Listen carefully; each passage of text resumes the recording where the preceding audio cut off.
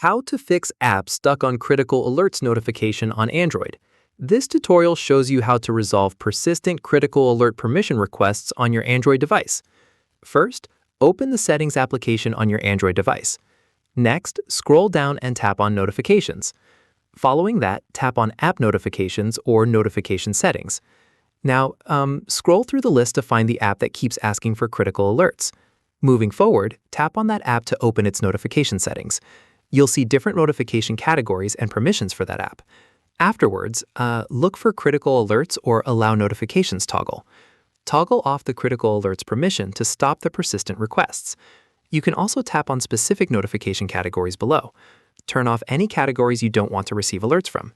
This will prevent the app from showing that notification pop-up repeatedly. Alternatively, if the app continues to show the pop-up, clear its cache. Go back to Settings and tap on Apps. Find and tap on the problematic app in the list. Tap on Storage to access storage options. Tap on Clear Cache to remove temporary data. This can reset the notification permission requests.